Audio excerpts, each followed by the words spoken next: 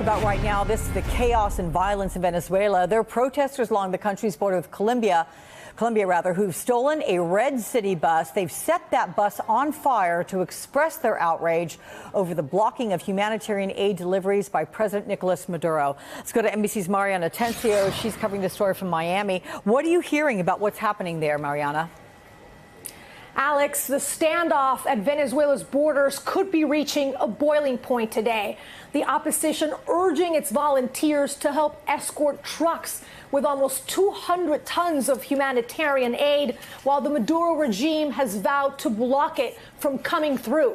Interim President Juan Guaido, in an act of defiance, tweeting moments ago that the first shipment of aid had made it through the Brazilian border. But the situation is escalating, Alex. We saw those dramatic pictures of that bus being set on fire. We saw members of the opposition literally hand-carrying a tree to make way for the aid.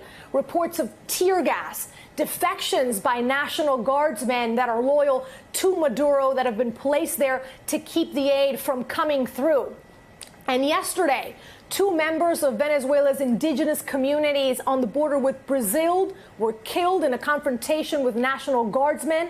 The United States putting out a statement saying any violation of human rights by Maduro will not go unpunished. And mounting on the pressure, we also saw a star-studded concert yesterday at the Colombian border hosted by Richard Branson, Venezuela Aid Live. 350,000 people approximately, and Interim President Juan Guaido made an appearance there, defying a travel ban issued by Venezuela's Supreme Court. So now one of the major questions is, will Guaido be allowed back into Venezuela? And what does he risk by having defied that travel ban? No doubt today, Alex, this is a defining day in this crisis in Venezuela. It is extraordinary right now, Mariana. My executive producers just told me that we are looking at pictures. We've now put them up on screen. There is a significantly large crowd there. They're listening to their president, Nicolas Maduro, speak to them. I'm curious, what is your sense of the amount of support that he has within the country, despite the food shortages, despite the medicine shortages, despite all the accusations of malfeasance against his government? What percentage of the people still support him? It is very tough to say, Alex. Remember, this has been a government that has been in power for almost 20 years because he is Hugo Chávez's successor. And they control the Supreme Court.